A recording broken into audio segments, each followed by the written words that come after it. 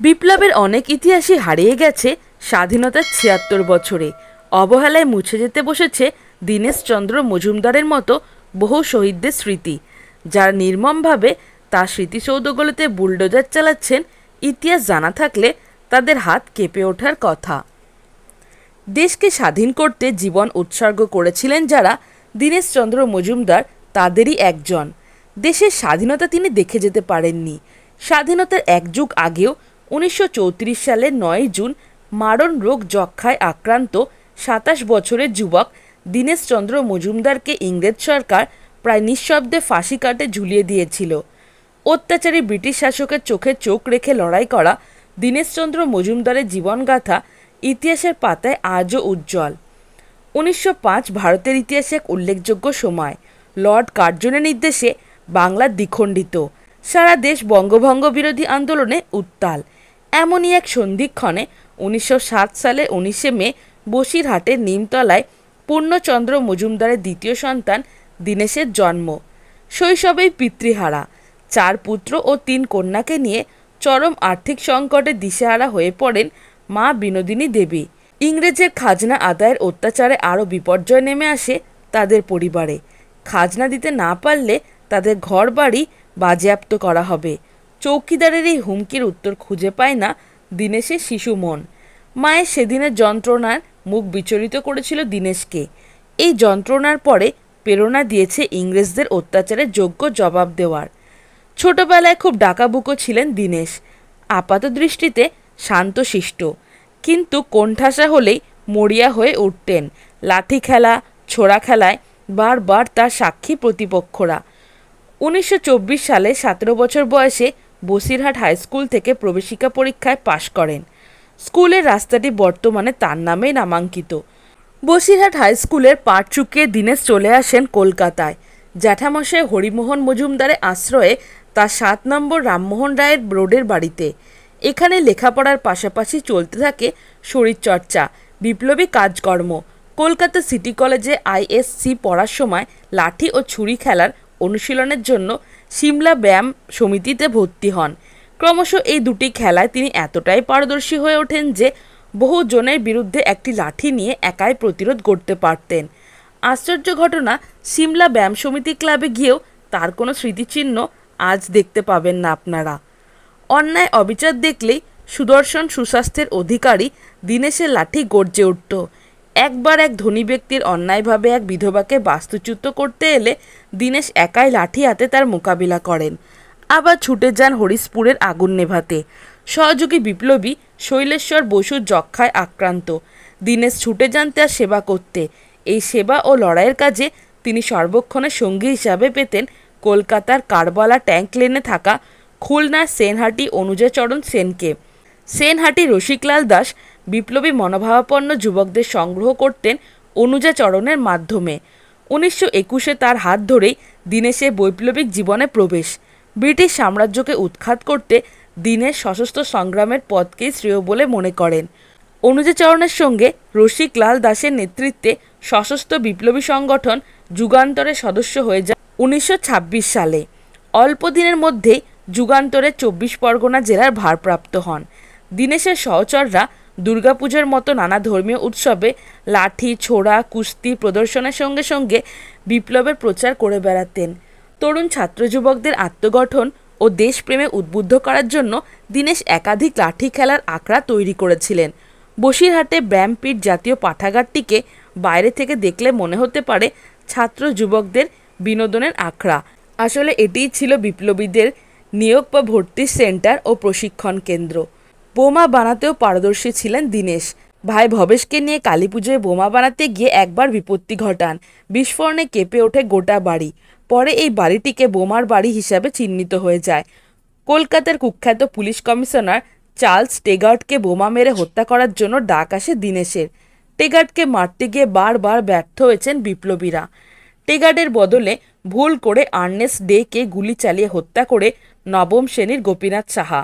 তার ফাঁসি হয় প্রেসিডেন্সি জেলের ১৯২৪ সালের ১ মার্চ।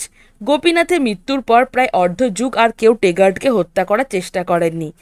১৯৩০ সালের ২৫শে আগস্ট ডালহৌসি স্কোয়ারে কর্মব্যস্ত ভিড়ের মধ্যে লালবাজারগামী টেগাটের গাড়ি লক্ষ্য করে বোমা ছুঁড়ে মারেন দীনেশ। কেঁপে ওঠে ডালহৌসি স্কোয়ার। চারিদিকে ধোঁয়ার আস্তরণ। ধোঁয়া কাটতেই নিজেই কেঁপে ওঠেন দীনেশ। টেগার্ড অখ্যাত। বোমা গাড়ির দরজায় লেগে বাইরে ফেটেছে। তখনই তাড়াহুড়োয় পরের বোমাটি ছুটতে গিয়ে নিজের হাতে বিস্ফোরণ ঘটিয়ে ফেলেন অনুজাচরণ। ক্ষত বিক্ষত দেহ নিয়ে রাস্তায় লুটিয়ে পড়েন তিনি। উন্মত্তের মতো অনুজাচরণের কাছে ছুটে যান দীনেশ। চোখের সামনে দেখেন তার বিপ্লবের ছায়াসঙ্গী চিরকালের জন্য হারিয়ে যাচ্ছে। হঠাৎই সচকিত হয়ে দেখেন টেগার্ড পিস্তল হাতে তার দিকে ছুটে আসছে। দীনেশ নিজেও জখম হয়েছিলেন।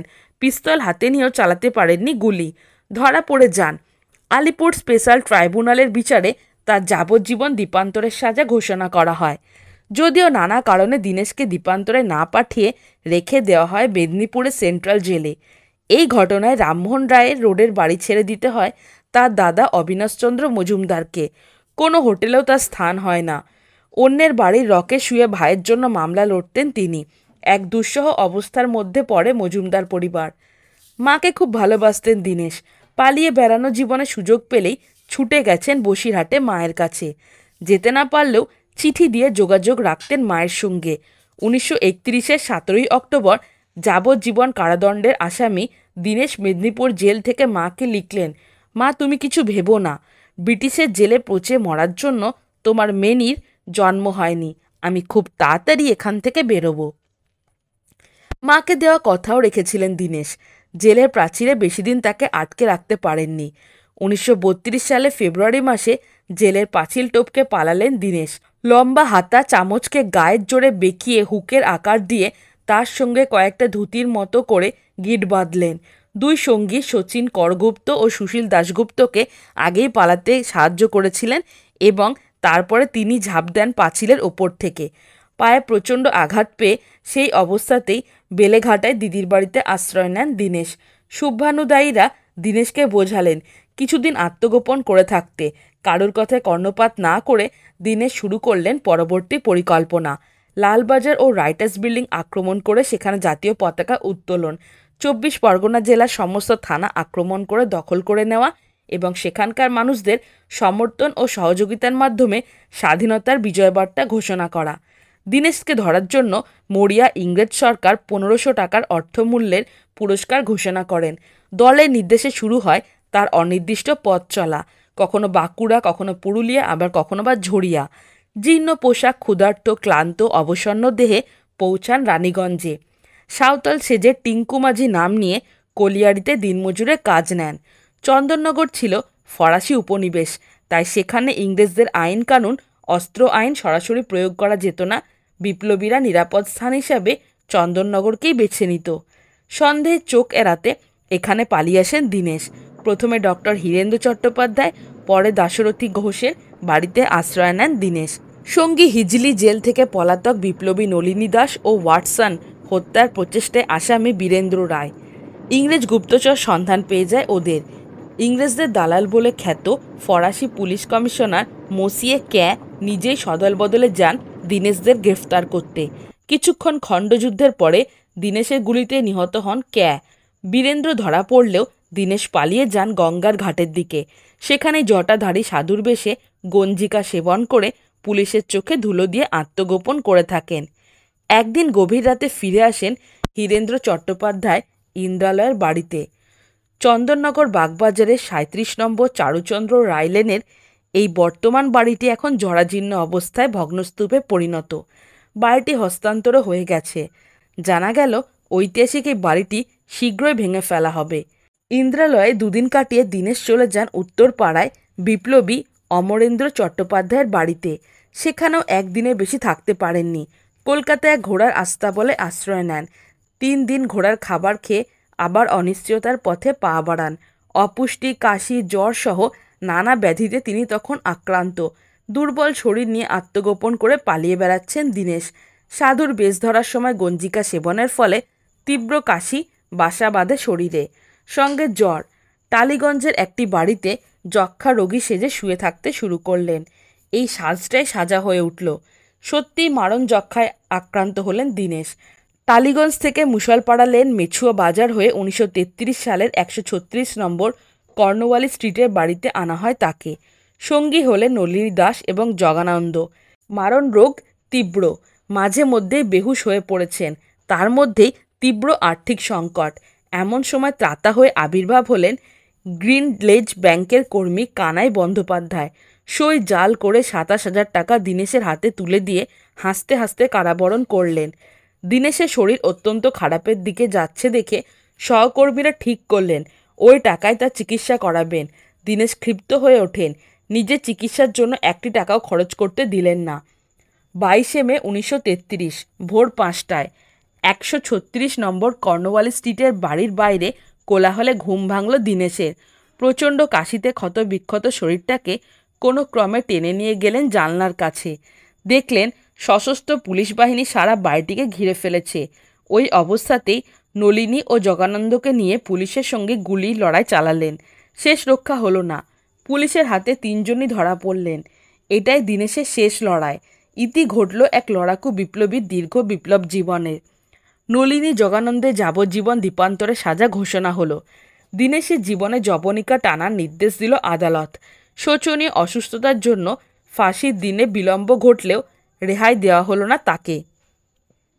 কলকাতা পুলিশ কমিশনার চার্লস টেগার্টকে বোমা মেরে হত্যা চেষ্টার জন্য যাবজ্জীবন কারাদণ্ড আর জেল পালানো কর্নওয়ালিস স্ট্রিটের বাড়িতে তারই ঘর থেকে আসা গুলিতে পুলিশ কর্মী মুকুন্দ ভট্টাচার্যের গুরুতর জখম হওয়া, তার ঘর থেকে রিভলভার, কার্তুজ, প্রচুর বুলেট উদ্ধার এবং চন্দননগরে পুলিশ কমিশনার মসিয়ে ক্যাকে হত্যার অপরাধে দীনেশের ফাঁসির সাজা। ফাঁসির দিন ধার্য করা হলো 1934 সালের 9 জুন। ফাঁসির কিছুদিন আগে 14ই এপ্রিল জীবনের শেষ বাংলা নববর্ষে আলিপুর সেন্ট্রাল জেল থেকে দাদাকে চিঠিতে লিখলেন, পয়লা বৈশাখ শনিবার, নতুন বছর আসবে বলেই বুঝি বুধবার রাত্রিতে এবার প্রথম বৃষ্টি এসে সব কিছু ধুয়ে দিয়ে গেল। একদিনের বৃষ্টিতেই যেন পৃথিবীর রং গন্ধ বদলে গেল। হাওয়ার গর্জন এসে বাজে কানে, বুঝি কালবৈশাখের হাওয়া। ঝোড়ো হাওয়ার সঙ্গে আজ আর মনটা তেমনিভাবে নাচতে চাইছে না। গর্জনের ভিতরেও এক নীরব শান্তি ভরা সুর শুনছি। ভাইপো ভাইজিকে উদ্দেশ্য করে বৌদিকে লেখা তার চিঠিতে যুব সমাজকে সচেতন করার আহ্বান। তোমাদের ছেলে মেয়েদের আমার আন্তরিক স্নেহাশিস জানিও। তারা যেন নিজেদের স্বার্থ ছাড়িয়ে উঠতে পারে। অত্যাচারিত নিপীড়িত মানব সমাজের ব্যথা যেন মনপ্রাণে অনুভব করতে পারে। 1934-এর 9 জুন ভোর রাতে দীনেশচন্দ্র মজুমদারের ফাঁসি হলো অত্যন্ত গোপনীয়তার সঙ্গে। মৃত্যুর আগে কারোর সঙ্গে তাকে দেখা করতে দেওয়া হয়নি। তার দেহ ছাড়তে সাহস পায়নি ইংরেজ প্রশাসন। দীনেশের প্রাণদণ্ডের খবর তার অভাগা মাকে সরকারিভাবে জানানো হয় ফাঁসির 10 দিন বাদে। খবর পেয়ে মা আছড়ে পড়েছিলেন দীনেশের জেল থেকে পাঠানো সেই চিঠিটির ওপরে, যেখানে লেখা, মা তুমি আমার জন্য দুঃখ করো না, তোমার জন্য শত শত সন্তান রইল, তাদের মা হয়ে তুমি আমার দুঃখ ভুলে যেও। আর এখানেই দীনেশের সঙ্গে সারা বিশ্বের স্বাধীনচেতা মুক্তিকামী সংগ্রামী বিপ্লবীদের ভাবনা একাকার হয়ে যায়। এক দেশ এক প্রাণ বিপ্লবী বৈচিত্র্যময় জীবনের পরিসমাপ্তি ঘটল নিঃশব্দে। তার মৃত্যুর প্রায় 1 যুগ পরেও দেশ স্বাধীনতা লাভ করেছে। তার দেখানো পথেই স্বাধীনতার পথ অনেকটা মসৃণ হয়েছে। কিন্তু এই বীর সন্তানকে আমরা মনে রাখিনি। বর্তমান প্রজন্মের অনেকেই তার নাম জানে না।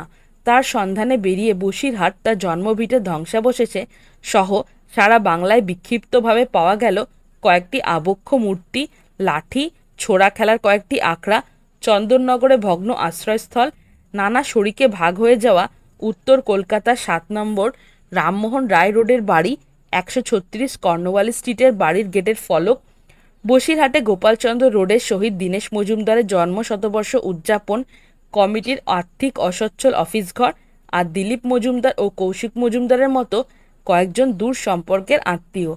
কিছুদিনের মধ্যেই দীনেশ মজুমদারের বসিরহাটের জন্মভিটে এবং তার বহু বিপ্লবী আশ্রয়স্থল ইন্দ্রালয় বাড়িটিকেও ভেঙে ফেলা হবে। হ্যালো ফ্রেন্ডস, আমি জয়িতা। আপনারা দেখছেন বুক অফ নলেজ চ্যানেল। আপনি কি খাদ্যরসিক বা ভ্রমণ প্রেমী? তাহলে নিচে দেওয়া ডেসক্রিপশন বক্সের লিঙ্কে ক্লিক করুন আর রহস্য, এডুকেশন, অ্যাডভেঞ্চার রিলেটেড ভিডিও পেতে আমার চ্যানেলটিকে সাবস্ক্রাইব করুন। ভালো লাগলে অবশ্যই লাইক, কমেন্ট আর বন্ধুদের সাথে শেয়ার করুন। তো বন্ধুরা, আজকে আমার টপিক ভালো লেগে থাকলে চ্যানেলটিকে like, comment, share and subscribe করতে ভুলো না।